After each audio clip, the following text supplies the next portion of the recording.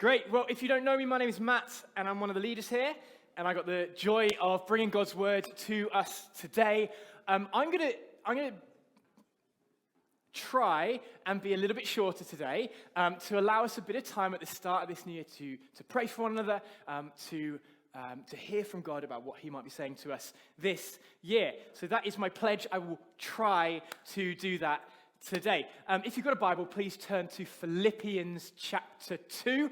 We're going to look at just two verses in Philippians 2 today. We're going to try and unpack those, but what they might be saying to us at the start of this new year, and then respond to what God might have to say. Before we get cracking, under every chair is a piece of paper. I want you now to grab that piece of paper, and you have 2 minutes to make the best paper aeroplane you can make. 2 minutes. On your marks. Get set. Go. And you're done. Okay, paper airplanes under your seat. We'll come back to that in a minute. There's a phrase that you will hear all the time at this time of year. You'll hear it on social media. You'll hear it in advertising. You'll hear it everywhere. And it is New Year, New You.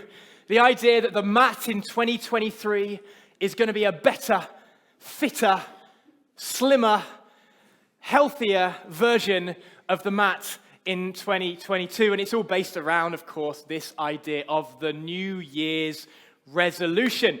Anyone made a New Year's resolution this year? You don't need to tell me what they are. Anyone made one? Anyone already broken one? Yeah, very good. Okay, New Year's resolution. I had a realization this year that I've actually never successfully kept a New Year's resolution. I have never successfully kept one. By the end of the year, it has always already been broken. Often it's completely out of the window and forgotten, because New Year, New You is a load of rubbish. It's a load of nonsense because the Matt in 2023 is exactly the same as the Matt in 2022. And the things that I was great at in 2022, I'm still going to be great at in 2023. The things I was rubbish at in 2022, I'm still going to be rubbish at in 2023. The resolutions I made in 2021, which are the same as the resolutions I made in 2020, and the same as the resolutions I made in 2022, I am still going to break in 2023. That's why we make the same resolutions every year, and it never quite works. We are all a little bit like the paper aeroplane you've just made. Now, what I would like you to do, please, is to stand up and come with me to the back of the room. Come hither, friends. And we're going to have a competition. Line up against the back of the room, please. Not going to end well. Use the entire breadth of the room, my friends.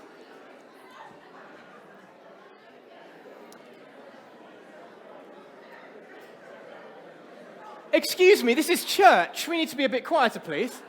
And what I want you to do, on the count of 3, is I want you to throw your paper aeroplane, and the paper aeroplane that goes the furthest, there are some cheaters here, I can see you, will win this leftover box of heroes. Or, if you've made appropriate New Year's resolutions, this apple that I bought this year. So, on the count of 3, would you throw your paper airplane? Prime your aeroplanes. And then you'll need to collect it afterwards, please. 1. Don't move until I allow you to move after, because we've got to judge this. 2. 3. Okay. Whose was this over here? Okay, and whose was the one over here? Whose was the one over here? Okay, Dave and Dave, come with me to the front. Collect your paper airplanes and sit down. Grab your paper airplane, Dave. And other Dave, come to the front.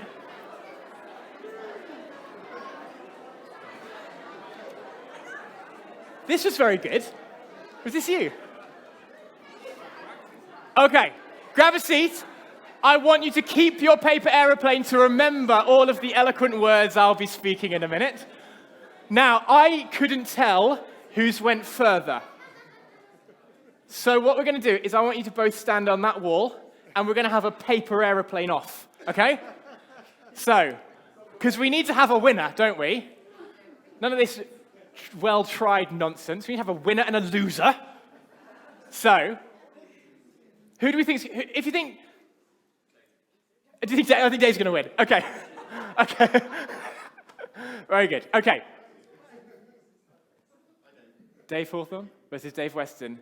On 3, please throw your paper airplanes. 1, 2, 3.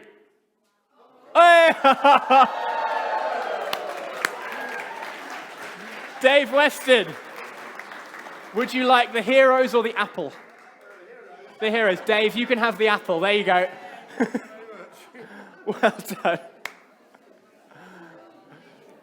Now, there were some wonderfully crafted paper airplanes there. There were some questionably crafted paper airplanes there. But no matter how well you made your paper airplane, the one thing they all had in common is no matter how well they were crafted, they all hit the ground. Okay? No matter how well you threw it, they all hit the ground. And I think this is a bit like us with our New Year's resolutions. January the 1st, I went out for a run. Of course I did. There were so many people running on January the 1st. And you make the resolution, I'm going to run 3 times a day.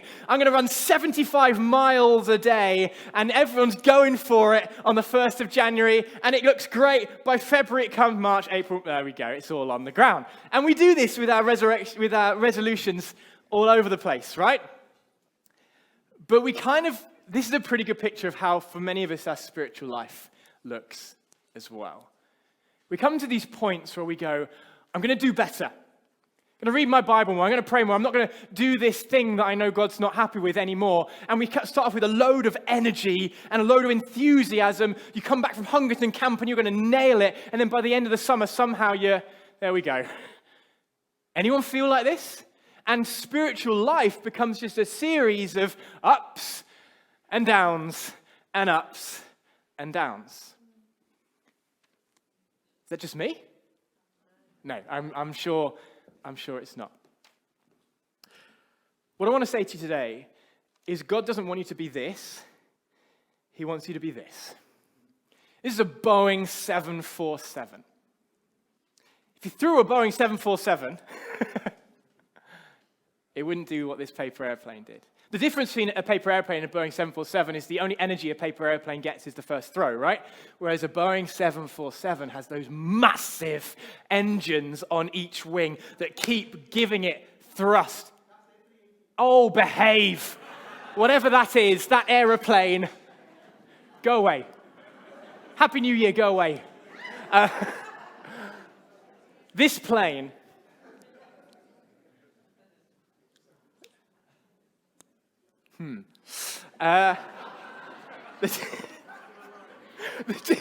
now you realize how much preachers wing it on the stage. I've been outed.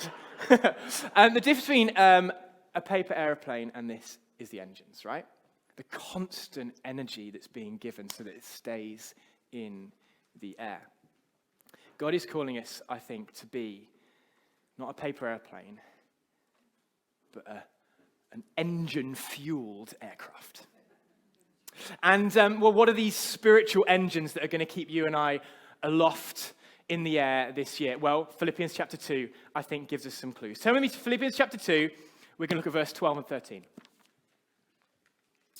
The Apostle Paul's writing, and he says this, "Therefore, my dear friends, as you have always obeyed, not only in my presence, but now much more in my absence, continue to work out your salvation with fear and trembling, for it is God who works in you to will and to act in order to fulfill his good purpose." 2 things. The first is this. Paul tells us to work out our salvation. Literally, put your salvation, put your faith to work day in and day out. Work hard at it. Graft. struggle. If you don't feel it, still do it. Work out your salvation. This is a really serious thing. We're to do it with fear and trembling. We work at our marriages. We work at being a parent. You work in employment. You work at school. You work at your fitness. Well, your relationship with God is vastly more important than any of those things, and we are to work at it. Work hard at it. That's the first thing. And the second thing is that it is God who works in you to will and to act in order to fulfill his good purpose. As we work hard at our faith, at growing in our relationship with the Lord comes along and supercharges our efforts. And Christians sometimes choose one or the other. There's some people say, we just work hard at our faith, we graft, we do this and do that and do the other. And then there's some people who say, we just let go and let God. God will do it. But Paul says it's both. No, we have to work hard at our faith to keep growing. We don't drift. We don't let it slide. When we get off track, we get back on track. And as we do that, God comes along and keeps the plane in the air. It's like we switch the engine on, but God provides the fuel that keeps us running. You see, a Boeing 747 or Airbus, whatever it is, will eventually run out of fuel. But our God does not run out of fuel. And so as we switch the engine on, he keeps replenishing our fuel supply to keep us going. We work hard, we graft in order for him to work within us. And so we often talk, don't we, about resolutions, and there's value in that. I want to talk a little bit more about habits this morning, just the last few minutes. You see, a resolution is a one-time decision. I will do this year. Whereas a habit is an ongoing commitment. Something we keep coming back to, we keep pursuing. A resolution is easily broken. If my resolution is to not eat chocolate in 2023, I've already broken it. The first time you eat chocolate, you've broken that resolution, right? Whereas a habit is formed in the long term, for the long term. So let me give you some examples. Resolution might be, I will get fitter in 2023. A habit might be choosing the times each week that you're going to exercise. So these times each week, I know in my diary, I'm going to exercise. These are the exercise I'm going to do. This is how long it's going to last. So that your body clock gets used to that habit. It takes a long time to do, but it's a habit that we might pursue. I want to be more present with my family. Might be a resolution that you make.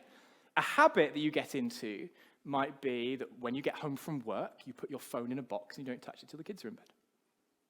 So that's a habit so that you get used to, you open the door, phone goes in the box.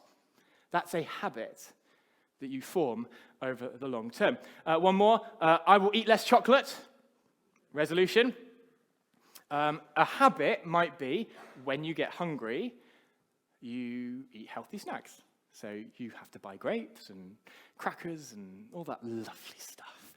Instead of reaching for the chocolate, you get used to, your brain gets used to fruit or whatever it might be. These are the difference between resolutions and habits. Does that make sense? You with me? Okay.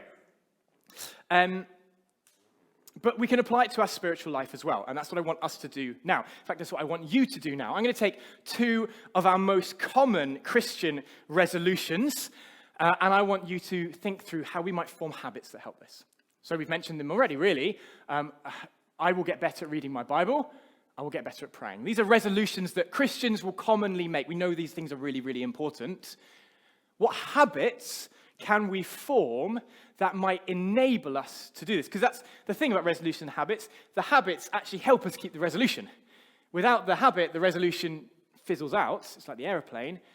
The habit is like the engine that keeps the resolution going. So how can we form habits that will enable us to do this? So what I want to do is, if you're in this half of the room, I want you to take reading the Bible.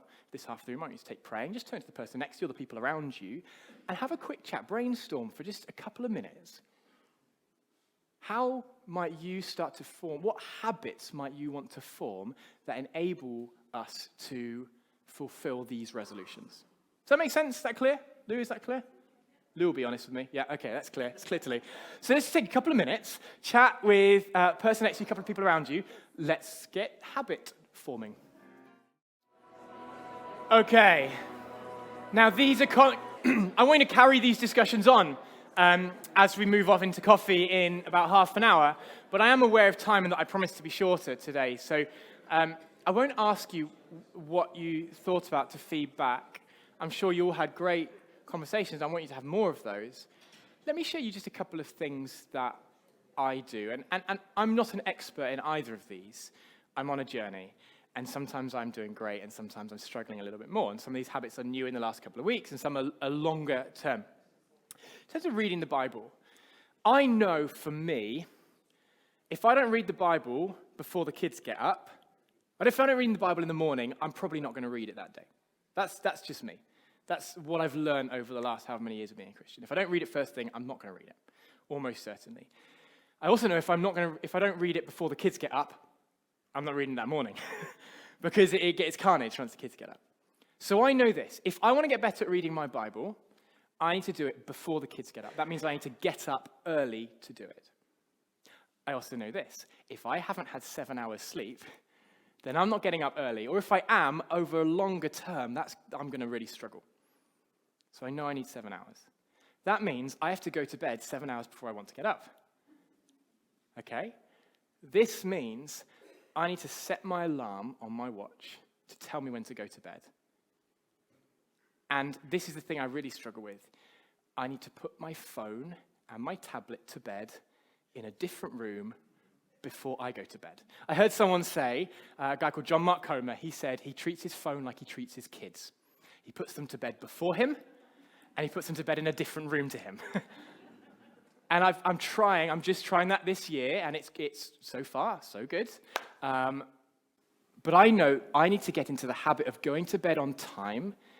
I need to get into the habit of getting rid of my devices earlier if I want to read the Bible. Those are habits I'm trying to form in order to get better at reading my Bible. Praying.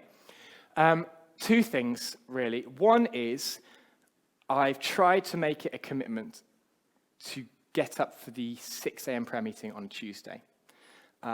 I've found that is a really great pay to be praying, not just for me, not just for what I want, but really taking time to listen to what God wants us to pray for and to pray with other people. I have found that routine, that habit. So now my body just knows, and my alarm clock knows, that on Monday night, I'm going to set my alarm, I'm going to get up.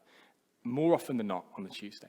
Now, it doesn't mean I'm always on time, but it does mean I make a real effort to be there. That's been really helpful. And the other thing is, when I drop the kids off, I then walk to work, and I pray while I'm walking. And that's just a habit I'm in now. So I try as often as possible not to drive to work. I try not to scoot with the kids. I try and walk so I can then walk to work and pray. Now, you'll have a different daily routine to me. But these are some habits that I've tried to get into in order to achieve these things. There's one more habit, and this is because it's Sign Up Sunday, and I do think it's really important. And that habit is going to a small group. Because once you stop going to a small group, it's very easy to not go to a small group the next term either. But if you're in the habit of every month, even if there isn't a group that particularly takes your interest, which, to be honest, I don't think that's the case this term at all. But even if there isn't, meeting with other Christians, doing life together, praying for one another, learning from the scriptures, being accountable to one another, getting to know new people, these are phenomenal things that are going to help you flying this year. But if you withdraw yourself, if you do that for too long, then that will make flying for Jesus much harder. So can I encourage you, please, sign up to a small group. I would love to have to put on new small groups because we've got too many people signed up. And you can do that right after the service. Okay. Mike, can you come up and just provide us a bit of music? I want us to pray for one another at the start of this year. Now, that might completely freak you out, either because you don't know anyone or because praying isn't really something you do. That's fine. If praying isn't something you do, then you can just chat with the people that other people might be praying with. You can chat about some of the stuff I'm going to talk about, or you can listen to what other people are praying. That's absolutely fine. There's no pressure. I'm not going to force you to do anything you don't want to do this morning. But I think at the start of this year, it's really good to pray for one another. And so what I want you to do in a second is to get up and find someone maybe that you aren't sitting next to. That would be fun, wouldn't it? And I want you to ask this question. What habits do you want to form this year in terms of faith? What habits do you want to form this year? And then I want us to pray for one another. And I'm going to kind of announce the start of us praying together. And just for the first minute, I want you to be silent. And I want you just, in your own heart, just to ask God, is there anything that you want to say to this person? It might be he gives you a picture or a Bible verse or a song lyric. The Bible says that God can speak to all of us and speak through all of us. And sometimes that can be a little odd, but we're friends here, aren't we? Now, there are some parameters I want to put on this. I want us to say things that are encouraging, that are upbuilding. I don't want to talk about babies, please. No talk about death, please. No talk about judgment, please. We want to be encouraging and uplifting. If you feel like the Lord is saying some of that stuff to you, come and chat to me afterwards. Don't tell the person you're praying with, okay? We agreed? Great. So what I'd love for you to do, let's get up if we're able, find someone, pair up or three, and then find a space with them. You can sit down, you can stand up, whatever you want to do.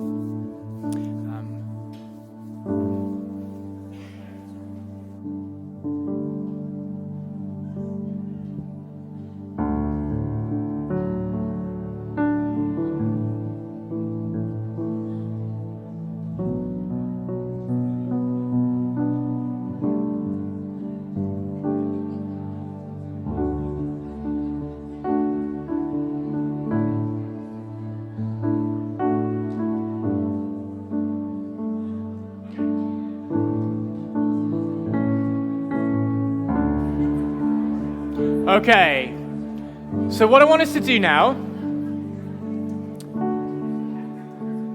if you're not in a pair, just join yourself to a pair and make a three, is we're just going to take a minute, and a minute can feel like a very long time when it's quiet, and that's fine, and just in your own heart, just quietly, we're going to take a minute, just in quiet, and I want you to ask, God, is there anything you want to say to this person or these people? Is there anything you want me to communicate from you? Okay? This isn't scary. Well, it might be scary, but we're going to do it anyway. And it might be that there's nothing. I don't want to force anything, but we're just going to give God a bit of time to speak. So let's just have a minute where we're quiet and we listen to him. Holy Spirit, come and speak to us, I pray.